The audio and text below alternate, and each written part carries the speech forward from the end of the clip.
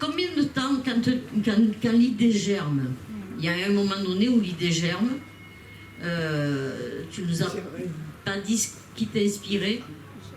Qu'est-ce qui t'inspire pour que cette idée le germe? Et combien de temps après tu mets pour écrire un livre? Des fois 6 mois, des fois 2 ans. Qu'est-ce que c'est qui t'inspire au départ? Ça se réveille comment? Bon, ben là, par exemple, Chute, je voulais écrire l'histoire d'une maison. Voilà, donc je me suis dit, cette maison, il faut qu'elle ait une propriétaire, il faut qu'elle ait une descendance, il faut qu'il s'y passe quelque chose, il faut que... Voilà, et au fur et à mesure, j'agrandis. Ouais. Et au fur et à mesure, ben, j'agrandis, je forge mon histoire, jusqu'à ce qu'elle arrive, je dirais, à maturité. Et c'est quand je suis bien imprégnée de mon schéma, quand mon échafaudage est fait, parce que on peut avoir une histoire, mais il faut que cette histoire, elle ait une structure. Ça, il y a le plan. Voilà. Et cette structure vous permet de vous poser la question, comment vais-je raconter mon histoire? Par quel bout vais-je commencer? Et tout ça, il faut que, y compris la chute, il faut que ce soit préparé à l'avance. Je pense que la fiction, c'est volonté, pugnacité, et puis l'envie. Je crois que c'est la passion qui vous fait avancer, parce que franchement, c'est un travail énorme. Et si on était payé pour ce travail-là, on serait riche, quoi, ce qui n'est pas le cas. Oui, mais du coup, parce que quand même, il faut un temps pour tout, dit-on dans la vie. Ouais. Alors, je vais quand même revenir 2 minutes sur le plan. Michel est aussi notre intervenante dans l'association Faire du Neuf avec vous, est intervenante sur notre atelier d'écriture. C'est notre professeur d'écriture. Alors moi, je suis la mauvaise élève, donc c'est comme ça. Et donc, elle nous dit toujours, il faut un plan. Pour elle, pour écrire, il faut un plan. S'il n'y a pas de plan, on ne peut pas écrire une histoire. Pourquoi il faut un plan?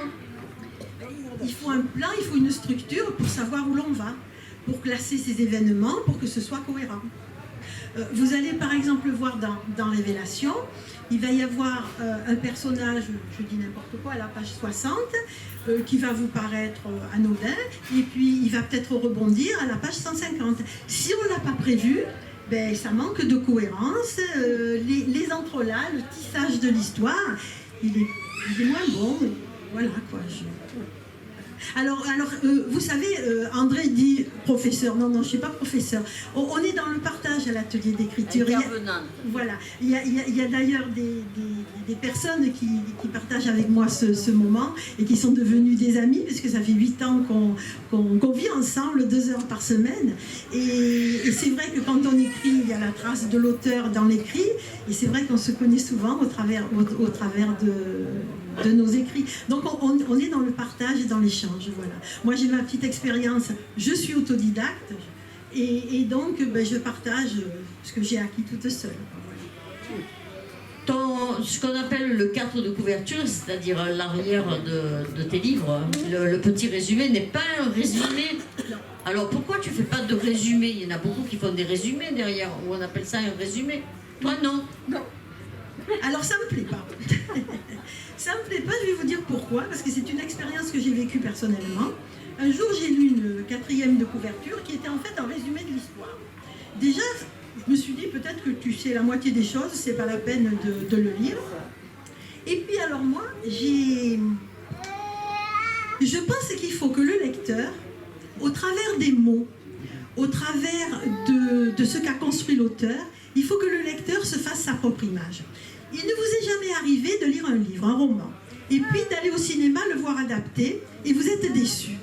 Et vous êtes déçu pourquoi? Parce qu'en fait, en lisant le roman, vous vous étiez fait une idée, vous l'aviez interprété à votre manière, vous l'aviez mis à votre sauce, et puis là, vous voyez l'interprétation d'un scénariste, d'un metteur en scène, et ça ne colle pas avec...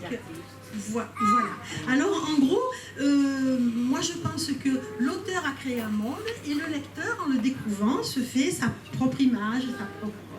Voilà. Non, ça ne te convainc pas. Ça te convainc pas. Je pense que le lecteur, il découvre avec son propre regard. Voilà. Ben, après, c'est un risque que j'assume un peu. Hein.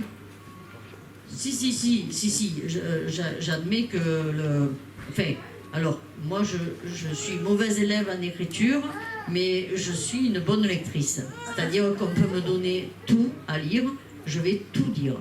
Avec un esprit plus ou moins critique, plus ou moins dans le bon sens, mais je ne demande qu'à apprendre, parce que je pense que la culture et la vie et le cerveau humain sont faits pour décortiquer, pour analyser ou pas, et avoir cet esprit d'analyse.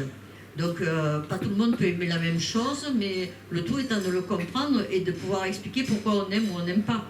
Moi, ce que tu fais, j'aime tout. J'aime tout. Il y a des choses que je trouve, des passages dans certains livres que je vais trouver plus longs ou pas, mais en général, tes histoires sont cohérentes, et puis elles ont un sens, et puis elles sont, je trouve qu'elles sont attachantes sentimentalement. C'est quelque chose dont je tiens beaucoup. Vous voyez Rapport de force, le roman qui était programmé alors que Révélation est sorti après. Rapport de force, je l'ai écrit à une époque où on était dans l'association Passion d'auteur, et autour de moi, tout le monde écrivait des polars. Et alors tout le monde disait, ah c'est la mode, il faut écrire des polars. Et moi, comme je suis curieuse, je me suis dit, bon, j'ai commencé à lire un petit peu des livres des copains, des auteurs. Et puis, comment vous dire, il me manquait toujours quelque chose. Il y avait le suspense, il y avait les drames, il y avait le sexe, il y avait des fois des trucs un peu... De la saga. Voilà. Mais en fait, moi, il me manquait toujours un peu de sentiment, il me manquait toujours un petit peu d'amour. Je trouvais que les personnages étaient froids et tout. Alors je me suis dit, ben, tiens, toi, tu vas écrire un polar, mais un polar où il y a du sentiment. Eh bien, je peux vous dire une chose, c'est quand j'ai eu fini et que je l'ai relu, eh bien, j'étais revenue à ma case départ, ça ne ressemble pas à un polar. Il y a bien des passages un peu crus, il y a bien un inspecteur, il y a bien une journaliste qui enquête, il y a bien ci, il y a bien là, il y a des disparitions, il y a tout ça. Mais en fait, ça reste un roman où il y a peut-être, je crois, un peu trop de sentiments. Je ne sais pas, c'est peut-être à toi de me le dire. Non. Non, trop. Mais après, comme tu l'as dit tout à l'heure, c'est le lecteur qui se fait sa propre idée, voilà, et qui dit s'il y en a trop ou pas. C'est sûr. Est-ce que tu écris plus? À quel moment tu écris le plus? Tu serais plus tenté d'écrire? Est-ce que tu as un moment défini où tu te dis tiens, ce matin, moi je me fixe de 9h à 11h pour écrire, ou le soir de 23h à 1h du matin? Non, on se textote, tu n'aurais pas le temps. Tu as raison.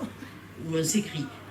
Est-ce qu'il y a un moment plus favorable pour toi, pour te donner, pour te faciliter l'écriture dans la journée ou pas? Ou ça vient comme ça? Alors avant, j'écrivais la nuit. Parce que la nuit, il n'y avait pas de bruit, la maison était calme, j'avais rien à faire, et alors jusqu'à 2-3 heures du matin, j'écrivais. Maintenant, avec les années, ça devient plus difficile. Après, si je dis par exemple, si cet après-midi je suis seule à la maison, je vais écrire, ben c'est pas dit que ça se passe bien, quoi. Voilà, il faut en avoir envie. Et il m'est arrivé de ne pas dormir la nuit et d'avoir une idée qui me tourne dans la tête, de vite me lever pour aller l'écrire, et puis une fois que j'ai écrit l'idée, ben, j'ai envie d'écrire encore un peu plus, voilà. Non, je pense que c'est quand ça vient, quoi, voilà. Quand ça vient. Est-ce que pour toi, on dit, je suis écrivain, c'est un métier? Alors, est-ce que c'est un métier? J'ai deux questions en fait, là. Est-ce que c'est un métier d'une part? Et qu'est-ce que tu penses? Alors, est-ce qu'on dit un écrivain, une écrivaine, un auteur, une auteure? Qu'est-ce que tu penses de tout ça? Alors, moi, je me classe moi, je me dis que je suis une romancière. J'écris des romans. Voilà. Je l'ai toujours dit d'ailleurs. Et voilà. Après, ben... Mais est-ce que c'est un métier? Est-ce qu'on en fait carrière? Est-ce que c'est un métier? Ça peut devenir un métier quand on a la chance d'être pris par une grande maison d'édition et d'y gagner sa vie. Mais gagner sa vie en écrivant, il n'y en a pas beaucoup. Ceux qui en vivent très bien, c'est ceux que l'on connaît, qui sont les têtes d'affiche, voilà. Et après, les autres, c'est un dérivatif. Enfin, pour moi, ça a toujours été un dérivatif. Par contre, au début, j'écrivais pour moi. Et après, j'ai eu envie de le partager. J'ai eu envie que mes amis, que les gens que je connaissais me disent ce qu'ils en pensaient, que ce soit bien ou que ce soit mal. Hein. C'est pas pour avoir des compliments, pas du tout. Et ça m'a aidé à évoluer quand même. Hein, quand une personne vous fait une petite remarque, vous vous dites peut-être qu'il faudrait que je me corrige, peut-être que c'est un réflexe qui n'est pas bon. Est-ce que tu vas te mettre à l'écriture inclusive? Oh, non, on parle de ça. Je pense que c'est totalement illisible et que, bon... Ça serait compliqué d'écrire un livre. J'en ai surtout pas envie. Hein. Moi, ce que je fais, je le fais parce que ça me fait plaisir, parce que ça me plaît, par envie, par passion. Si c'est pour me compliquer la vie, non, ça je ne le ferai pas. Après, je peux rajouter aussi un petit mot d'un auteur qui répondrait à ta question. Ah, Michel aime beaucoup les citations. J'avais oublié ce côté-là. Alors, c'est pas que j'aime les citations, c'est que j'ai beaucoup appris, plus en écoutant les auteurs qu'en lisant leurs livres. Je m'entends. En lisant dans des journaux des interviews, en les entendant quelquefois à la télévision, j'ai beaucoup appris d'eux. Parce qu'il y en a beaucoup qui sont généreux, qui parlent de leur méthode de travail et en fait qui vous apprennent. Alors je vais vous parler de Jean Echenot par exemple, je ne sais pas si vous le connaissez, c'est pas un nom qui est tellement connu. Il a été pourtant lauréat du prix Médicis et il a eu le concours en 1999. Et dans un interview, il a écrit « Écrire un métier, non, plutôt un état ». L'idée que la chose la plus intéressante à faire était d'écrire s'est imposée à moi enfant, bien avant de comprendre que la construction d'un roman supposait un travail. Écrire, c'est un désir permanent que j'essaie de satisfaire, même si les obstacles qui se présentent souvent peuvent être décourageants, des moments durant lesquels je crois que je n'y arriverai jamais. Et quand on lit ça, on se dit, ben, t'es pas la seule à éprouver ça. Et puis bon, ben, lui, ça lui a pris enfant, moi je me racontais des histoires. Vous voyez, on évolue en lisant les auteurs. Voilà, alors c'est vrai que si je fais une autre citation, tu me grondes? Non, pas absolument pas, tu regardes, c'est libre. Voilà, parce que ça, je l'ai dit souvent, on en a parlé à l'atelier d'écriture, et puis j'avais prêté, je crois, le livre, je t'avais prêté le livre, c'est Joël Dicker, je ne sais pas si vous connaissez Joël Dicker, il est devenu célèbre avec La vérité sur l'affaire Harry Kéber, et dans ce roman, il y a justement Marcus, qui est un écrivain, qui est un de ses personnages, et il y a Harry Kéber, qui est un petit peu son maître d'écriture. Et justement, dans ce livre, moi j'ai noté des petites phrases, parce que ça colle à moi, ça me correspond tellement que ça me fait plaisir de voir que je partage son avis. Il dit, donc dans ce roman, « Nous sommes écrivains parce que nous faisons différemment une chose que tout le monde autour de nous sait faire, écrire. C'est en cela que réside toute la subtilité. Le paradis des écrivains, c'est lorsque le pouvoir d'écrire se retourne contre vous. Vous ne savez plus si vos personnages n'existent que dans votre tête ou s'ils vivent vraiment. J'aimerais vous apprendre l'écriture, Marcus, dit-il. Non pas que vous ne sachiez pas écrire, mais pour que vous deveniez écrivain. Et cela, ce n'est pas rien. Tout le monde sait écrire. Tout le monde n'est pas écrivain. Et Marcus lui dit, mais comment sait-on que l'on est écrivain? Il lui répond, personne ne le sait, ce sont les autres qui le disent. Le jour où écrire donnera un sens à votre vie, vous serez un véritable écrivain. L'écriture, c'est en vous un peu comme une maladie, car la maladie des écrivains, ce n'est pas de ne plus pouvoir écrire, c'est de ne plus vouloir écrire, mais d'être incapable de s'en empêcher. Voilà. Et ça, je le ressens vraiment. Des fois, je me dis, bon, allez, et puis bof, papier-crayon, et on est reparti. Voilà. Et il dit aussi quelque chose qui est très intéressant, à mon avis. Il dit que si chaque écrivain devait se limiter qu'à lui-même, la littérature serait d'une tristesse épouvantable et perdrait tout son sens. Et il ajoute, il n'y a qu'en France, où l'on sépare avec mépris et un certain élitisme la littérature populaire de celle des grands auteurs. Voilà.